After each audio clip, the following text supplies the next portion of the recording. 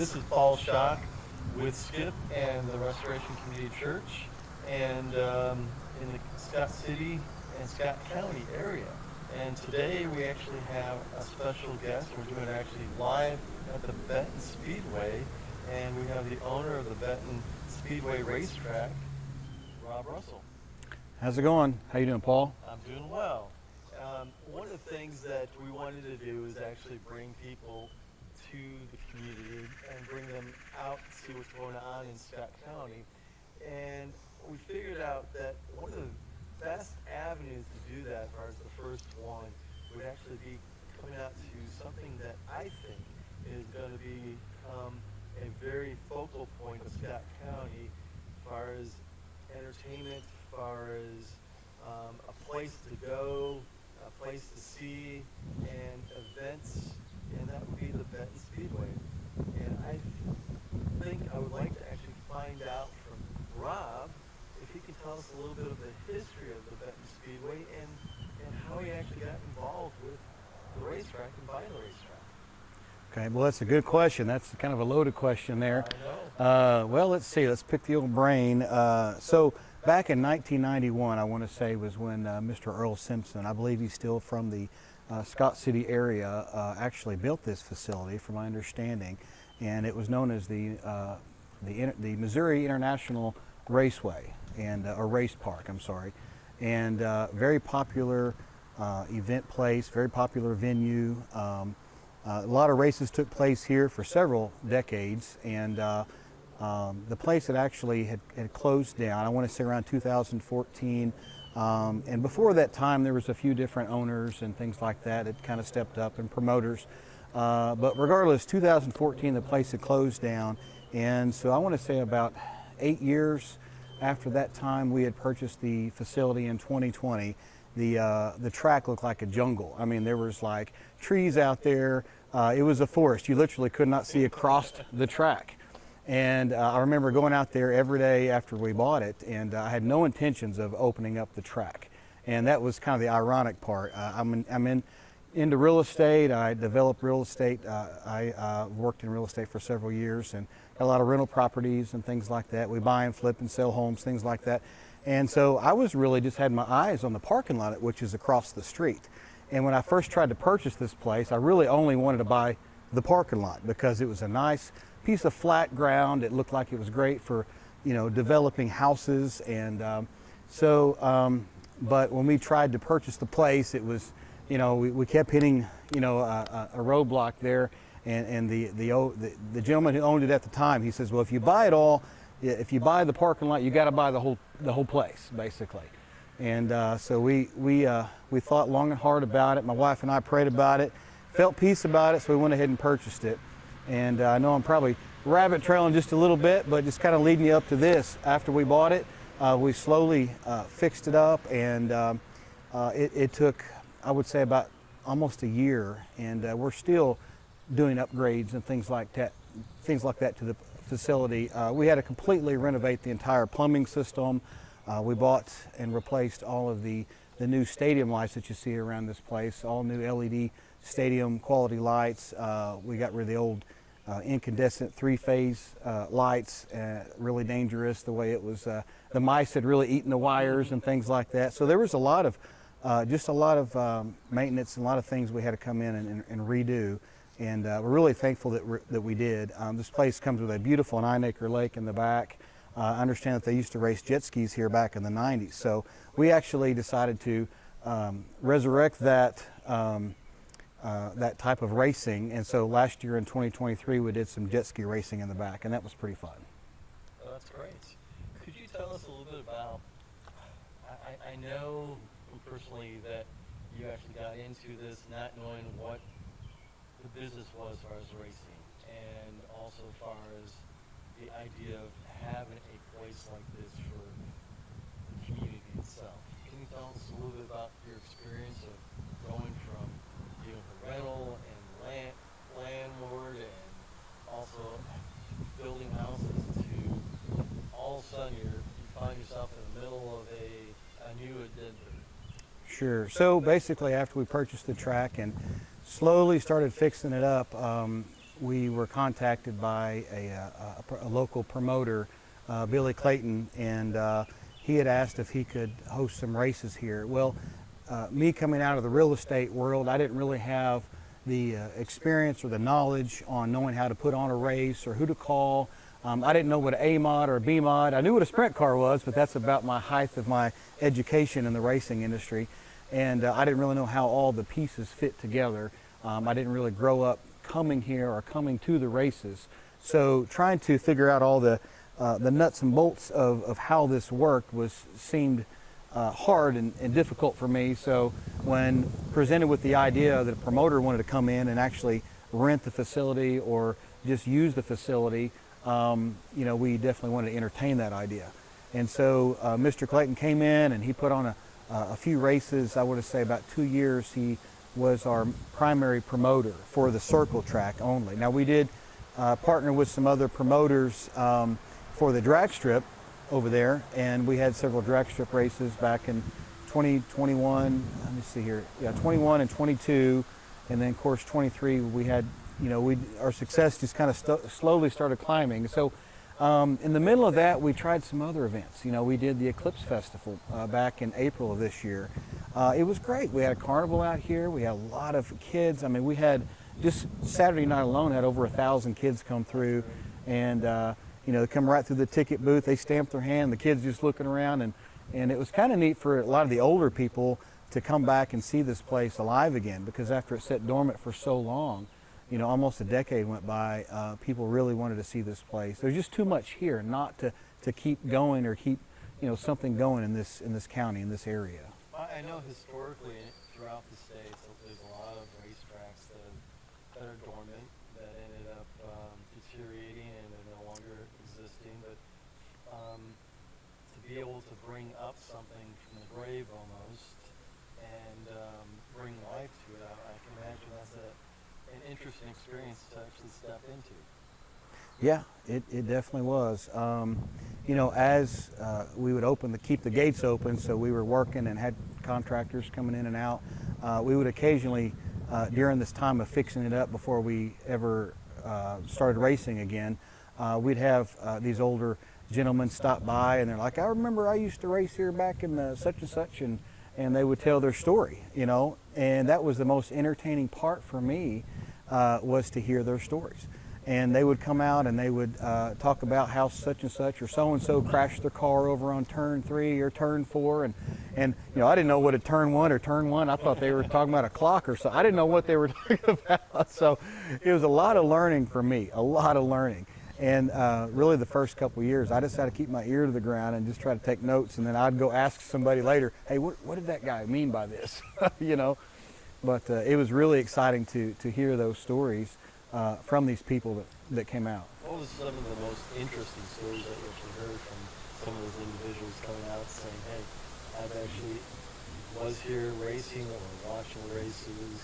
And I would probably say that, I would say the coolest story, and that was actually backed up by video, where there's a gentleman by the name of Sean King. He actually came out of turn 2, and he was in a sprint car and crashed. And somebody actually submitted the video to KFES 12, our local news station.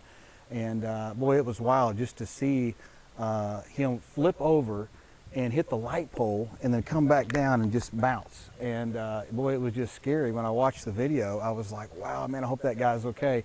And but he was a younger dude back then. We watched the video, and so for him to come out and share that story was pretty cool. Yeah, I can imagine that there's a lot of history as far as people developing stories and people coming out from the community to support the races and the activities that actually happened up here over the years. And now you're actually developing a new chapter to that. And tell us a little bit about the new chapter and how you're actually approaching that. And I know that you just talked about you put new lights up. I knew that you put new bleachers up, and you're actually extending the bleachers. And tell us a little bit about that development and how that all occurred from just saying, hey, I guess I'm in the racing business. Yeah, so that's an interesting approach there. So, we had some conversations with the World of Outlaws Sprint Car Racing Group, and also we've had like the Summer Nationals here, and with the super late models, and basically, we were told that if we could obtain more bleacher space, that we could get the World of Outlaws here, and so that's kind of what we've done. We've partnered we've got some sponsors that helped us out getting the bleachers and things like that, and so we're excited about expanding. We've got some new bleachers that we've purchased, and excuse me, not new, but new to us. We actually purchased some bleachers from the Sykes and J.C. Boot Hill Rodeo. They had just upgraded their entire facility, so we was able to obtain some of those bleachers, and with the help of a major sponsor, we was able to get that and get a large section of those, and we're going to be setting them up over on the north side, and possibly going to be setting up a whole new section on the south side as well. For those of you that don't, and most of us don't know, what is the World of Outlaws and what's so significant about that? They are one of the largest racing groups, national racing groups, and they used to come here back in, I want to say 1994, 95. There were several years where they actually raced at our facility, what I would call our facility now. Back then it was the Missouri International Race Park, and then later it was the Auto Tire and Parts Race Park, and then it was Benton Race Park. So there was different owners across the seasons there over the years, and and now we are called the Benton Speedway. We wanted a fresh look, basically just a new vision for what we're doing. We're not really kind of trying to reinvent the wheel or anything, but we have our own kind of twist and flavor on things, and so our goal here is to be a family-friendly venue. Now, we're not just a racing venue. This is where the twist is we want to focus on some other family-friendly events, such as we've got some concerts coming up, and we actually have in August, which is August 18th of this year, we have the Newsboys that have their Worldwide Revival Nights concert at 7 o'clock Sunday, August the 18th. And then October 5th, we actually have another concert coming up. That's going to be Scotty McCreery, and with Tiger Lily Gold, it's going to be opening up for those folks. That's going to be on Saturday, October the 5th at 7 o'clock. And of course, tickets can be purchased at bentonspeedway.com. So that is kind of a neat twist or flair that we feel like that we're doing as Benton Speedway, and is going to be having multiple events. I do understand back in the day they did have some concerts here. I understand the REO Speedwagon played here. I want to say probably back in the 90s, I think, and early 2000s. Charlie Daniels had played here, and we've got some other neat things to talk about as far as upcoming events. That's going to be kind of more of a regular routine. We don't want to just have these events, maybe just one or two, but we're going to be doing these on a more regular basis. So as I understand that the Newsboys is somewhat of a Christian rock band that's actually worldly known. That's one of the top 10 Christian bands in the world.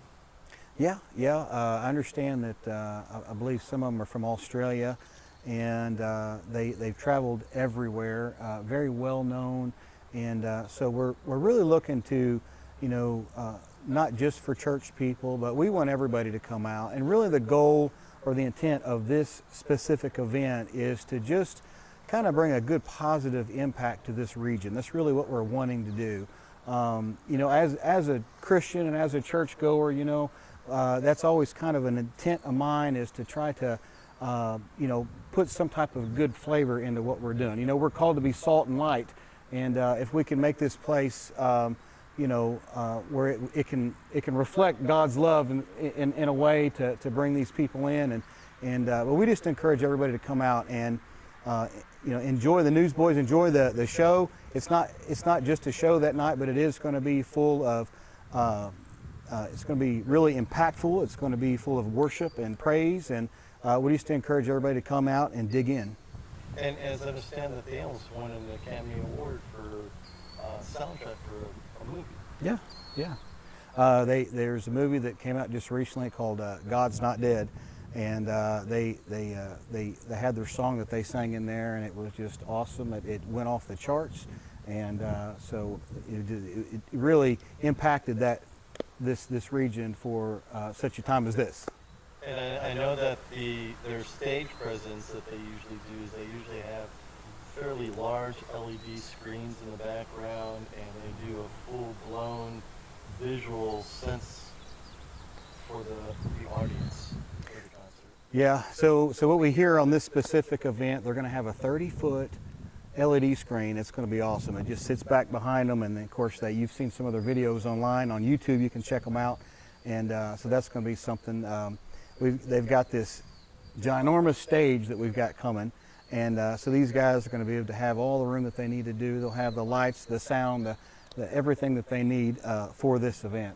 And so people will be able to sit in the bleachers and also down in the pit in front of the racetrack? Yeah, we're going to have, yeah, so we've got general admission. Now this is going to be for both concerts and future concerts, but we've got our bleachers all sectioned off, which is cool, but we will have general admission for this specific event, and then if they wanted to, upcharge their tickets, if they want to do a dirt pass, we also have VIP and meet and greet tickets as well, and all these can be purchased at bentonspeedway.com. And it sounds like you're not just targeting the churches, but for the News Boys, you're trying to target everyone to actually come to experience that whole thing, especially here at the racetrack, which is unheard of having a concert at the racetrack. Yeah, so the Bible says, "Whosoever will." We are called to go out and preach the gospel. It doesn't matter if you're in church, if you're out of church. If you just preach to the church, then you're not saving anybody. So we're using this as a ministerial tool. So tell your friends, tell your grandma, tell your your brothers, your sisters, your aunts, your uncles, your cousins. Bring them all out. We want to pack this place. We want it to impact them. You don't have to be up in their face, preaching at them. Just invite them. Just say, "Come on, here's a free ticket. Let me buy you." Tickets are only $20 or $25 for the Newsboys. That's a general admission ticket. If you buy 5 or more, if you want to bring your family, you can get 5 tickets for only $100. That's $20 per ticket. I mean, you can't even go to McDonald's now for less than $20 and get you a good, and you're going to get a good 2 or 3 hour worth of entertainment. And let these guys come and minister to you. Let them feel your heart, and that's what we want. And the odd thing is, a lot of people, I know a lot of people listen to music, and it's amazing how music really cleanses the soul and drives you to actually think of things, and at the same time moves you into different directions. Yeah, the Bible says, "Make a joyful noise unto the Lord." And that's what we're supposed to do. That's what we're called to do. And I tell you, there is something about when you get into the presence of God and you listen to that and you feel that anointing that comes off of that praise and that worship. And that's the thing. We're not here to watch a show, but we're here to lift Him up. And that's what this concert, that's what this is all about, this specific event. And so we encourage you to invite everybody that you know. We'll take the church people too, but we want non-believers here, probably more so than anything. And I understand that they played at the Show Me Center and they sold out, which is about 6,500 back in 2017. And I think in 2019 they played at the Blackstone Theater in Poplar Bluff, and they sold out there too. Yeah, that's actually Black River Coliseum over in Poplar Bluff. These guys are really popular. They, like I said, they like you said, they did sell out the. I think it was 2017. I want to say they sold out in the Show Me Center, and then just recently, I think it was over at the Poplar Bluff Black River Coliseum. So, we've got something a little bit different. You can go inside these coliseums and these big arenas, and you can look up at the rafters. But out here, you're going to get to look up at the stars. And and so it's just going to be a little bit different venue, and this is so cool. Everybody loves outdoor concerts. I mean, you don't have all the echoes from everything. I mean, what you do goes up and out, and it just sounds so good, and we're so excited. We've got a great sound technician going to come in. This concert's really going to rock. And as I understand, you'll have merchandise that people can actually buy. You'll have vendors for food, so that you can actually purchase some food while you're here and just enjoy yourselves. So tell me a little bit about the Scotty McCreery concert. I mean, wasn't he actually an American Idol? And I hear he actually has some of the top #1 albums and songs, and he's actually just released an album just recently.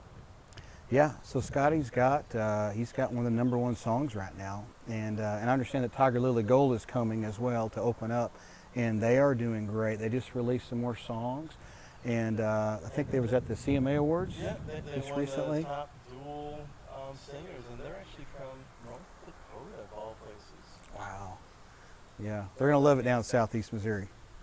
And that's a totally different genre of country, isn't it? Yeah, so Scotty is just a real upbeat. So this isn't like your old country or your outlaw country. He's kind of got his own flair, I would say. Just a phenomenal speaker and singer. He, like I said, he's been on, like you said, he's been on American Idol, and I know he just recently was on American Idol just a few weeks ago, making another visit there, and so it's just going to be. With his visit with his #1 song. I believe so. That was it was pretty exciting. That's great. Yeah. And I mean, I can imagine that the buzz around the community and around the area of Southeast Missouri is that musicians at that top rate coming to the track. That's amazing. Yeah, you know, the Sykeston J.C. Boot Hill Rodeo, they've got some excellent talent that comes.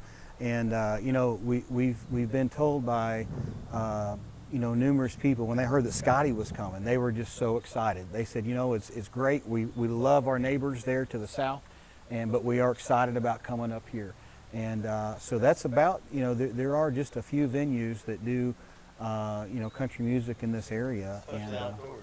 Yeah, an outdoor concert is just rare in this area. So that's what's so great about this facility. We are located smack dab exactly between St. Louis and Memphis, and so we're right there. We've got Nashville to our east, which is great because we can draw, you know, talent from that region. We're only like 3 hours or so from Nashville, and of course we've got Springfield, Joplin, and all that over to our west. And so I think strategically we are located here in a very, very good spot. And you're right in between Saxon and Cape. That's actually only about, was it 8 to 10 miles each direction? Yeah, it's not too bad. I want to say we're probably about 12 to 15 minutes or so from Sykeston, and same way with Cape. So we're just probably a little bit closer to Cape. And you're right off I-55. How many miles off? We are exactly 2.5 miles, and we just got our interstate signs put up on I-55, exit number 80. We call it the Boomland exit. Boomland is one of our sponsors, so we'll give them a little plug. But you'll see one of our signs up. It says Benton Speedway, 2.5 miles to the east, right off of 77 Highway, and then you'll turn right and go south on County Highway 505, about a quarter mile. But it seems like you're actually in the middle of the country, though. Well, we are the heartland, Paul. And just right off the highway, that's so close, and it's just amazing. Can you tell us a little bit about, I mean, you're talking about sprint car races and things like that. I know a lot of people don't know what the racing industry is about. And a lot of people don't know what a sprint car is, or an A-mod is, or what all this jargon's about. Could you tell us a little bit about what it is that we can actually experience, what those things are? Well, so that's another loaded question. How much time do you have, Paul? Okay, so we've got this year, which is really exciting. We have got a whole lineup of events coming up. You know, we've already we're only just this far into our racing season. This right here is still we're May 30th. You know, and so we've still got quite a ways to go. But we've got this year we're kind of focusing on 305 sprint cars. You'll see the cars with the big wings on the top. That's going to be your sprint cars. Now they make them in lots of. They're all on dirt. Oh yeah, this is all dirt track, dirt circle track. You know, back in the day when this place was open every weekend, everybody knew what a sprint car was. Everybody knew what an A-mod was, a B-mod, a mod light, whatever, street stock. You know, so now that we've opened this place back up, you know, the crowds have been growing, and that's the exciting part, is to see these people coming back. So people are educating themselves really quick online, and they're watching what these cars are. So, we've decided this year to primarily focus on 305 sprint cars, A mods, B mods, mod lights, street stocks, and now we have a new spectator class, which is really cool. These spectators, we do have certain rules and guidelines like we do with the other race cars, but this right here is a class designed for the average Joe that maybe he wants to be out there on the track, but he don't have $20,000 to stick inside of an A mod or a big, $10,000 motor to put inside of a, specific type of car. And so he can come out here with his junker and make it race car ready and actually participate. So that's going to be our primary focus, is going to be those classes. Now we do have, for example, July 3rd, we've got the Summer Nationals coming, and this is a big national race, a big race, and we have got, we'll probably have a few thousand people here that night. So I encourage you guys to get here early if you're coming that night. So that's Wednesday, July the 3rd, Summer Nationals, super late models at 7 o'clock, and those specific cars, they're the super late models. So these are big cars, and so we've got several events coming up, like I mentioned earlier. We will have events this year. We'll have 410s, and we'll probably have some events this year with 360s. And I'm talking sprint cars. That's great. And what's the average price as far as a circle track race to watch? If you want to come out, bring your family. It's only $10 at the gate. Kids 12 and under are free. They must come with an adult paid ticket, so we don't want a bunch of kids with no supervision. But basically it's $10. You can come in the gate, and it's really not bad. You're talking 4 to 5 hours of good quality entertainment. So if you do the math on that, you're almost a little over $2 an hour, and you're getting to watch an amazing show and watch these drivers just give it their all out there on the circle track. So $10 is what our standard price is. If you do want to park in the pit and you want to go meet the drivers and walk around, that is a $35 pit pass, and we encourage anybody that wants to do that to just come on out and do it. So let me understand this. I mean, you not only have a circle track, you have a drag strip, which you have drag races. What type of drag races do you have? So primarily on the drag races, we've got two types mainly. We will do on the second Friday of every month, Friday night, the second Friday of every month in 2024, and we're actually going to add some more. We have our street races, and these are basically just daily drivers. If you've got a car and you think you can beat your buddy, then you guys come to the track and you prove it, basically. And so those are, it's really cool. Come out and you race street cars. We'll have trucks. We'll have everything. We actually also have a big EV race coming up in September. We will have about 50 or more electric vehicles that's going to be racing gas burners. Oh, wow. So that's going to be exciting. We actually did that last September.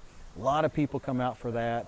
It was a great night of racing. I can imagine those electric cars have a little more of an advantage than most of the... Well, yeah, I mean, there's a big argument about that, so. But it's so cool. But so that's actually a special race. So back to the second type, which is going to be your full-blown drag race. We are a no-prep track. We do not have glue on the surface. This is a true no-prep facility. And people like that. That's what's in. You watch the outlaw races, the street races that they have on Discovery Channel or wherever you watch, you get your media from. But the street races are really cool, and of course you have your full-blown drag races. You'll see the big dragsters, the small tires. You'll have true street. There's a lot of different classes that we have, and of course we do other type of drag racing as well. And I'll go ahead and mention this now, is our mud races, which is right next door to our drag strip facility. We actually have two dual mud, they're 20 foot wide and they're 200 foot long, just full of mud. And we went out and got the best, stickiest, nastiest gumbo mud that we could find, and we stuck it in two pits, and we just had our fourth event. We just started this last year. We had 3 events last year. We did one last weekend, and it was just amazing to see all the people out there. When we were thinking about mud races, what type of vehicles are actually on a regular drag strip cars? what type of vehicles go into the mud? You know, mainly mud trucks. I mean, you'll Okay. see like your big four-wheel drive, you know, the big old tires on them. You'll see side-by-sides. We've got a four-wheeler class, you know, an ATV class, what we call it. And some of these classes pay out pretty, you know, pretty hefty. We've got some classes that, you know, just like this last race, we had the extreme class. And there's all different rules and classes, and all this can be found at bentonspeedway.com. You just click on rules and click on mud rules, basically, and you'll see all the classes. And so somewhere, if you want to participate, we'll find a class for you, basically. Gotcha. Oh, that's great. And I think I recall that you even had the kids and adults running in the mud for trophies and cash. Yeah, we did. So this is what we do every year, or every event, excuse me, on the mud races, is we'll actually have a kids mud run. And so at the intermission time, when all the parents are getting their sodas and everything and their food, we will actually have all the kids line up right at the beginning of the intermission, and we'll do our mud run for the kids. And they just have a blast, and they come out just nasty, and everybody trips and falls at least once out there, and the kid always wins a trophy. And then, you know, this year we decided, this last event, we tried to do something we've never done before. We had an adult mud run, and we just had a little bounty of $200, whoever could win. And boy, the adults just come right out of the stands, and they got inside there. And of course, we counted down on the PA system, and they just took off, boy. And they come out and just come out all nasty. But the cool part is we've got a huge fire hose, and so everybody got a nice shower, free shower before they left, you know. And if you go down the track, you also have, you talked about the pond. And so what are some things that you actually do at the pond? How big is the pond? Well, okay, so by definition, it's actually a lake. So Well, it's, how's the difference between a pond and a lake? well, I don't remember, but my wife told me, so I don't remember the specifics. But she says, Rob, that is a lake out there by definition. But it is 9 acres, which is so cool. 9 acres, and we did some jet ski racing out there last year. We've got some buoys, and so we can actually get a true 1/8 mile drag races, you know, with jet skis. It's actually a 660. It's actual true 1/8 mile.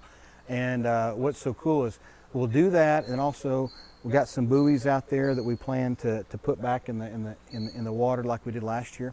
And it's going to be for a closed course. In other words, we'll take them. It's a time thing, and they'll all go around the like basically a track, you know. And so that's really cool. And coming up August 17th, we actually have our very first kayak race. That's going to be out there on the 9 acre lake. So kayak race Saturday, August the 18th. We plan to have a lot of kayaks here. We've already got local people calling us, and they're like, "Hey, can my kid participate?" I'm like, "Well, yeah, just come on out." We're going to have a kids division. We actually have multiple classes, and the winner of the adult race actually is going to win a brand new kayak. And we actually have a sponsor that's going to be coming out and participating in that specific event. So that's going to be exciting. That's August the 17th. And then if you actually move over, you have a dirt track. Well, okay, so yeah, just north of the lake, we have an MX track. It's a 1.2 mile facility. It's a 1.2 mile motocross facility. It's really neat with a lot of turns and jumps and tabletops and dragon tails and whoop-de-whoops and, you know, big berms that you go around. And so we've actually had a lot of pro riders come out and participate here. We actually had Brett Greenlee had a ride day back in April. So last month he actually came out and had a big open ride day, had a lot of participants. We had a little bit of rain that morning, and but people still come out. They say that we've got one of the best you know, tracks in this area, and so it's pretty neat. So, given all that, I mean, you have the drag strip, the circle track, the pond, the motocross track, and then yet you have several other acres. What are some of the things that you're wanting to? I mean, it seems like you have almost like a 3-ring circus here. What are some of the things that you foresee happening here, and what's possible? Okay, can we get into it? Yeah. Okay. Well, guys, we I don't know if this is really an official announcement yet, but we're talking. Okay, we've got some plans. We're moving some things in the right direction. We've been approached by multiple people in this area because of the size of the mass size of this. We got 95 acres to work with.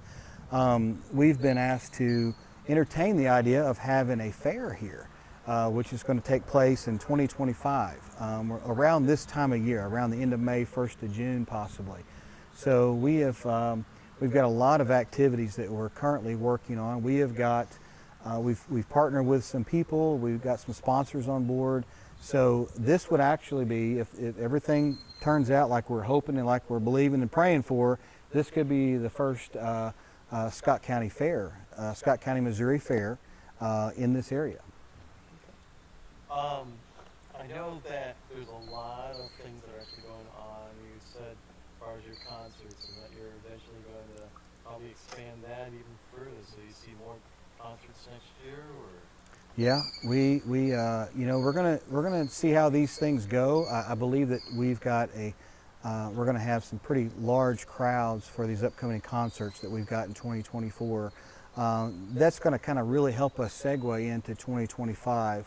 We're already looking at different entertainers to come to our venue for next year. Some Christian, some not Christian, but we want to try to have something for the whole family. And that's really what we're looking for in 2025. And you were actually telling me that you have a playground for the kids, but in that area too, that you're thinking about doing a public stage for just small concerts and small events. Yeah, we've got, of course, we have the big circle track, and that's great, and we're going to host the bigger events. They take a lot of time and money and resources to put on, and that's why we encourage everybody to prepay for these tickets in advance if you can. That'll ensure your spot and also kind of help us as we, shift things and move things around. But we do have in our park, which is really cool, we've got a few pieces of playground equipment, commercial playground equipment, and we're going to be adding to that. Each quarter we're going to try our best to add some more equipment out there. But we are going to install a very nice stage.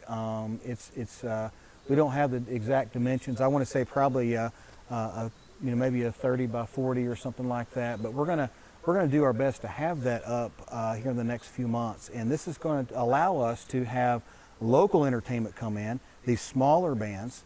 Some of these bands are really good, and I mean, they don't charge like the big concert guys, the big national guys that's global right now or national, and but that way we can give these local bands a good opportunity to come out, put on a great show, a family-friendly show, and that way really give them the exposure that they need. So when we do a fair, we might have 3,000 people here on the grounds, and this is going to give them that opportunity to come and play and get the exposure that they need. If they need they might get recognized. But that way we can get that good quality entertainment on a local level. Well, that's great. And it seems like, it looks like you're developing and you have enough parking, and you've said that you might have plans for other parking down the line depending on the event, and which is a key issue because a lot of places you go to, there's barely any parking. Yeah, that's true, and it's just the nature of the beast. The populations are growing. I know, like the city of Benton's growing, Morley's growing. There's a lot of these small towns that are just, when they have their events, they are really restricted as far as parking goes. They might have to take an event away because they need extra parking, and it's just the nature of the beast. You just have to kind of go with it. Out here we've got plenty of room to grow, and we're excited about that. And we encourage all these little towns to still have all their events. We don't want to take, overshadow anything that they've already got scheduled. They've got some of these events. I know, like Benton Neighbor Day. I think they're in like their 50th year or something like that. So, so when we do something, we definitely don't want to take away from what any of these towns are doing. We want to work with the county, and we're going to pick some days that's going to work for everybody. So if and when we do put this fair together, which is going to be so exciting, in 2025, it's going to be at a time of year that's going to work for everybody, and we're going to be pulling, resources from all these, from the county, basically, from all these areas, and that we can put together an exciting event. We've got the space, just like Paul said. We've got 95 acres to work with. Just our parking alone is almost 11 acres. And so, the excitement, you don't have to walk very far. You just walk across the little street there, and you're there. You're at the main gate, so it's exciting. So let me back it up a little bit. You have all these exciting things that are actually happening, developing. You stepped into a situation that you weren't really prepared for, that now you're taking on. But can we actually, and it sounds like you have a lot of passion with the community, a lot of passion within, as you said, about the Newsboys, about Christian beliefs and ideas, and trying to bring that into the community itself. But let me take that step back and say, more or less, we want to know about you. Okay, all right. Well, I was born and raised in this area. Scott County's always been a part of my life growing up. I haven't really, I've done a little bit of traveling through business and things like that. So, went to Kelly School just a couple miles down the road, and so, I know almost everybody in this area, and it's been a joy. You can't go anywhere in this area without running into people that you know. And, I think reputation's everything. I've tried to live, the best Christian life that I can. We're all human and we all do things. And, but at the end of the day, we know who our Savior is. And, I'm just excited about this, doing what we're doing, basically. But, I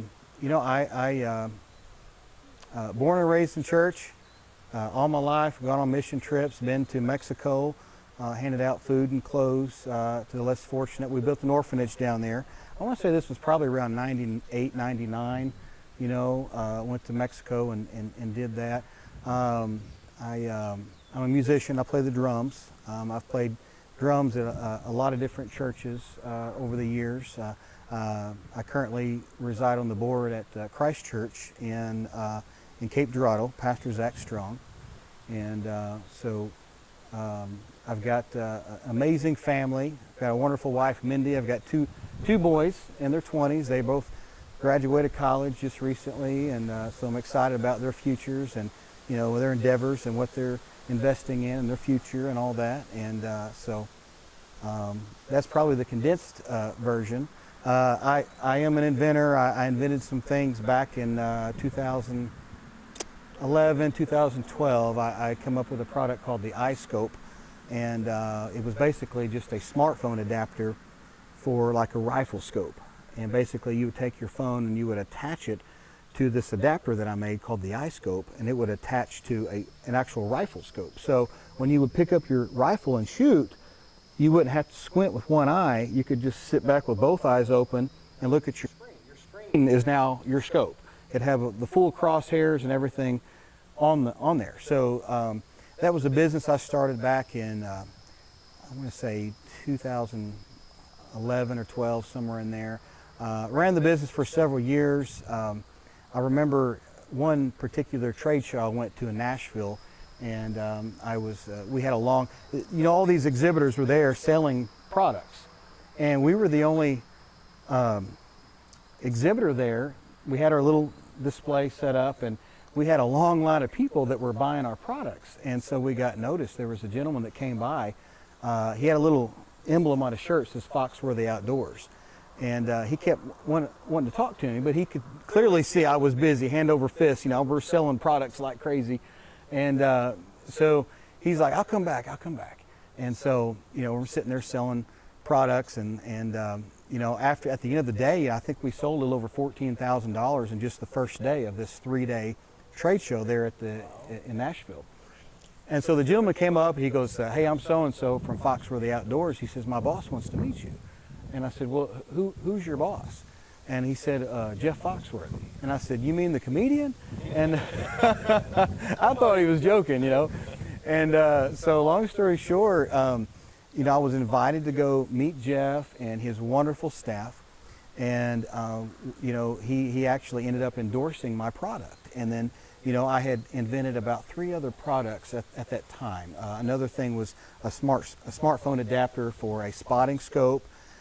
And we also made a product called the Eye Spotter Sport. It was basically used for like football games or concerts. You could be up in the nosebleed section. Basically, it was just a fancy monocular, and you could stick your phone, you snap it into this device, and you turn your phone on. You can instantly record 22 times farther away.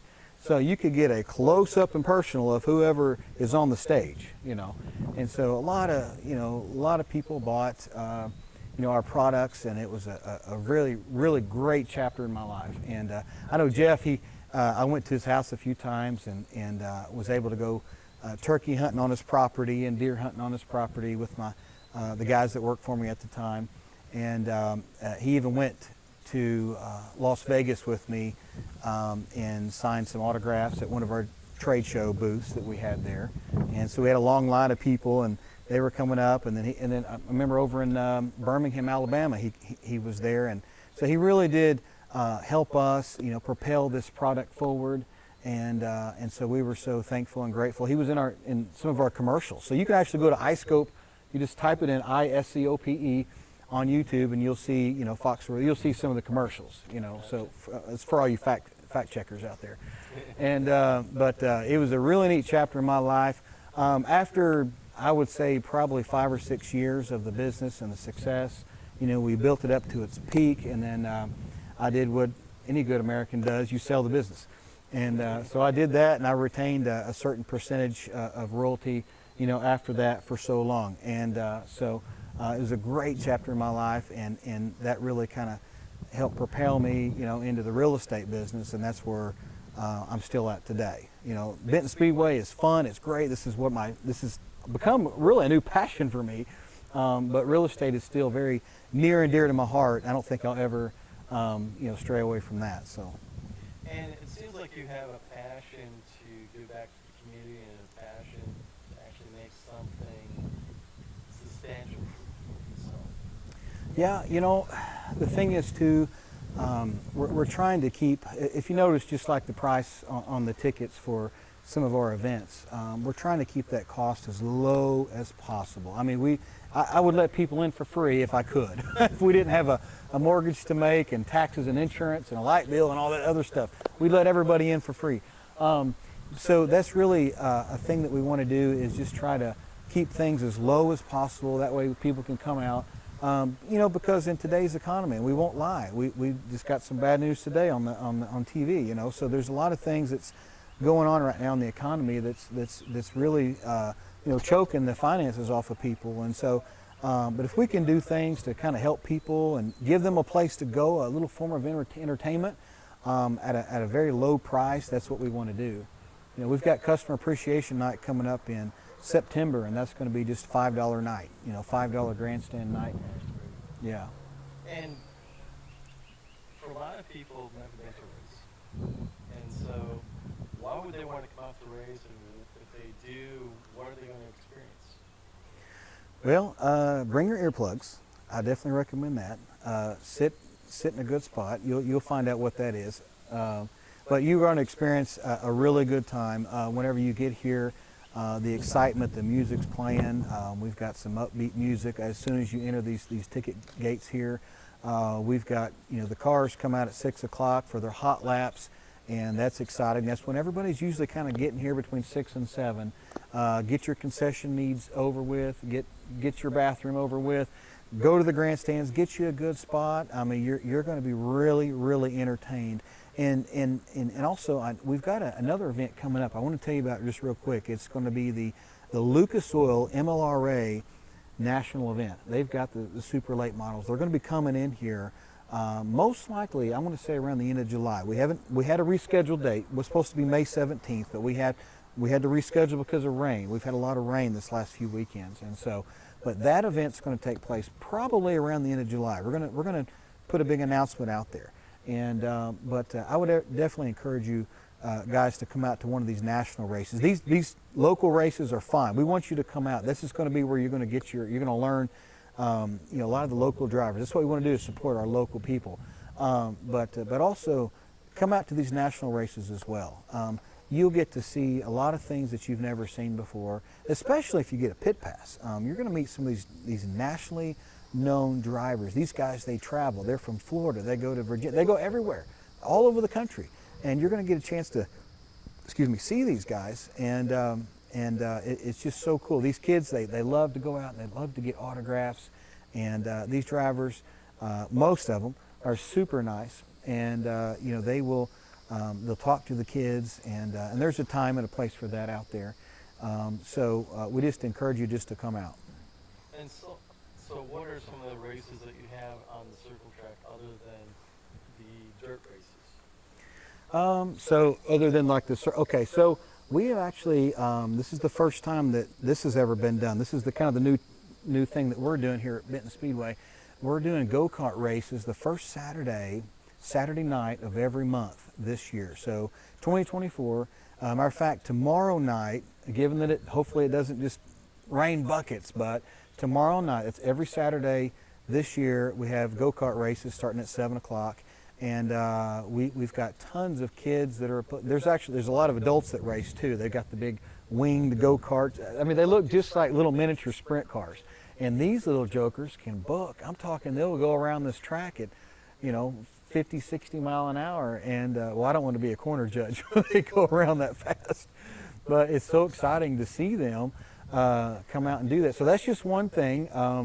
We've got a lot of other things that we're doing. I know last year we did some garden tractor pulls out there on the circle track. That was so cool.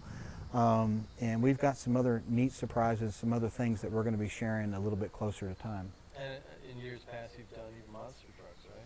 Yeah, we had monster trucks back in 2022. Pretty good turnout. We had a promoter that was handling that at the time, Mr. Clayton, and they brought some nice. They had actually had one of their ATV national events that they had at the same time as the monster trucks. So they had some car crushes going on out there. They had some ramping, some jumping, some burnouts. They did the donuts. Well, they just tore the mess out of the track, but it was worth it. It was worth watching. So again, it seems like there's a lot that's possible, a lot that's going on at the track. From something that was nothing, as you said, it was an abandoned space.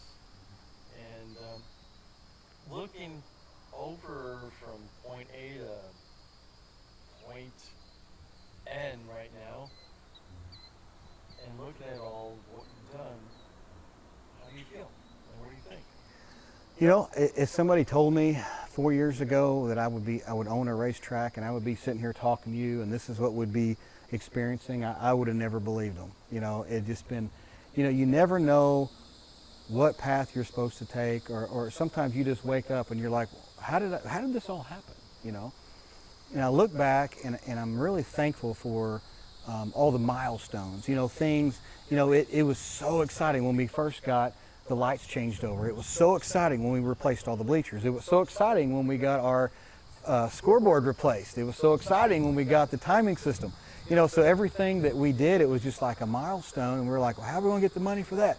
I don't know. Let's have a few more races, and or maybe I'll sell a rent house or something, So there's a lot of little backfeed stuff, but it was just it's exciting to look back and it's really a testimony to kind of see what where your path leads, and it's just exciting to kind of see what's next, And how do you, from when you first opened and started getting developed to now, how has the interaction with the community been and people from the outside been? It's been real positive. We've had a lot of people contact us and they wanted to come out as soon as before we actually opened the gates. They kept. It was almost like Willy Wonka and the Chocolate Factory. The gates were closed and nobody went in, nobody went out, and we just had contractors going in and out. But we tried our best to keep those gates closed, because if we didn't, we had people driving around back there. What y'all doing? What y'all go? They all had their little questions, and then rumors would start all over Facebook. Well, I think they're fixing the place up. I don't know what they're going to do next, and so we had to do our best to keep it closed. But I remember that first event we had, people were just walking around, and it's just like they were just, back when they were, back in the 90s, you know, when they come out, when they were younger. And it was neat to see the look on their faces. But even now, you know, we'll go up to the cafe, you know, somewhere in town, and somebody will look and they'll say, hey, you're that guy, or you're the owner of the track, or how's the track going, or, you know, what can we do to help? And we've had a lot of local sponsors, that a lot of local businesses. They said, hey, if you open that track, I'm going to be there to support you. And they've brought their family out, their families. We've had, and another cool aspect of this, and we're always trying to be open-minded when it comes to scheduling.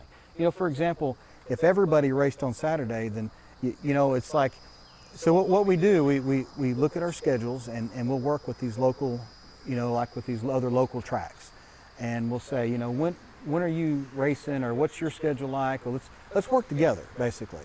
Because when you all schedule on the same day, you know, sometimes you can't help it, but as much as possible, try to make your schedules work and coincide with each other, and really support one another's tracks.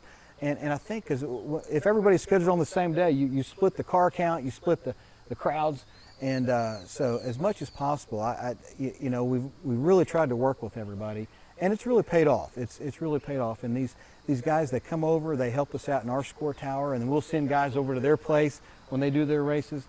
And I think that sort of camaraderie really makes a difference. I really think it does. And I understand. I mean, going back to what you said, that this was abandoned for a while. There was other tracks throughout southeast Missouri that are abandoned still, and some that were abandoned that are actually reopened, and then there's other tracks that are actually up north that have just reopened too. You talked about that, and it sounds like you're working with them and how that's going. Yeah, so I mean, we're trying to work the best we can with these local tracks, and just to encourage them. You know, there are reasons that tracks close. You know, sometimes it's just a flat out business reason, or there's maybe it's geographical, you know, maybe where the track's located, maybe towns moved this way or whatever. You know, there are certain reasons for that. I know there was big reasons why this track didn't last, and so, you know, we're just trying to learn from what happened to other owners and things like that, so we can, you know, stay on top and stay afloat. You know, people, they look at 1,000 people out here and they'll think, oh man, that guy's really rolling in it. You know, but little do they know there's so much overhead that takes place at these facilities. They don't realize the hundreds and hundreds of thousands of dollars it takes to rebuild and just maintain what's here. You know, just the plumbing alone, like we just upgraded our plumbing. It was over 12 grand this year alone. And so, you know, we don't make that much off of one race. It takes a lot of races. And so, you know, so there's a lot of people that they have questions on how things go with tracks that close down. A lot of it's financial. I know that there's other reasons as well. But we don't like to see a track close anywhere. So there's a track in Poplar Bluff. There's a track in Paducah. There's a track in Farmington, Heatley, cars around here, and then you have another drag strip in Saxon. Yeah. So there's, around the corner? yeah. So we call him Possum. It's Ricky Skelton. He actually has the Skelton Raceway there right outside of Sykeston. We'll go ahead and give him a plug. He's a great guy. He actually comes over and hosts our no prep drag races. Normally they're on Sunday afternoons, so but we encourage anybody to come out to that. He's got a great facility over there just right outside of Sykeston. I know Ryan and I believe Jeremy over at Poplar Bluff, they've got a really nice facility over there. It's the Poplar Bluff Motorsports. It's in Poplar Bluff, Missouri. Empire Raceway is over there in Farmington, and of course you've got Peevely, and like you mentioned, Paducah. There's Beacon. So I'm still learning the names of all these local tracks of our neighbors here, but you know, some really nice people so far that we've got to know, and so you know, this is a small niche, you know, community, and this sport, you know, and so we all work together the best we can, and that's what our goal always should be, you know. And what's I know that you were saying that you're eventually wanting to expand the drag strip. What are some of the other things that you want to do with the track itself? So as far as our drag strip goes, this is, like I mentioned earlier, a no prep drag strip, which means there's no glue. They can bring their own prep if they want, like in a bottle, they'll bring some of that. But basically, we're wanting to do some larger races. This facility has a pretty decent shutdown area, but it is shorter compared to, like to host a big tire race, we would need an extension to our shutdown area. So one of our goals is in 2025, and maybe actually later this year, we'll see how it goes, but we're wanting to extend our shutdown area so that way we can do these big tire cars. And so that's going to be a super huge milestone for us. If we can do that, that's going to draw in a bigger crowds. Right now you drive out and you've got time to slow down if you're a daily driver or if you're a small tire, and really everything we run, they use the chutes, don't get me wrong, but we are going to extend that shutdown longer. Hopefully this year or around 2025 we'll get that started. That's great. Yeah. And so I would say a lot of things that you're doing are just exciting for the community, exciting for the area, exciting for the people. Hopefully we can actually draw all the people here for the events, especially the concerts. I mean, the concert series that you have sounds like it's going to be a really exciting time for a lot of people to experience and be outside. It sounds like the Newsboys concert is just the week after the rodeo, and the Scotty and Tiger Lily concert is going to be in the fall in October. What beautiful weather to actually have that. Oh yeah. It just seems like along with the races, you got a lot going here, and you got a lot of activities, and hopefully it just keeps on building. Yeah, I mean, we can only grow, with your support. So anybody that comes out and supports us, we definitely appreciate it. We need people, we are, I had somebody tell me the other day, he says, Rob, you're not in the race car business. I'm like, what are you talking about? He goes, you're in the entertainment business. He said, the way, this place is going to survive and grow is putting the butts in the seats. And that's how he said it. He said, put the butts in the seats. And that's really true. We need to fill this place, and that way we can do some of these goals. And that's the thing that I've committed, for the first several years is, every bit of income that we receive, every bit of profit that we receive is going to go to not just maintaining but upgrading this old facility. And it's so exciting because some of this has all the upgrades that we've done, is been very just awesome. Sounds like you're getting the community history and you're building it up for the future. So hopefully everyone will actually go to the BentonSpeedway.com website to see all the exciting adventures that you're going to have up and coming and also up next year. I'd like to thank Rob for everything and his insight and his knowledge and him taking a chance for the community to actually have something like this. Thank you very much. Yeah, thanks, Paul.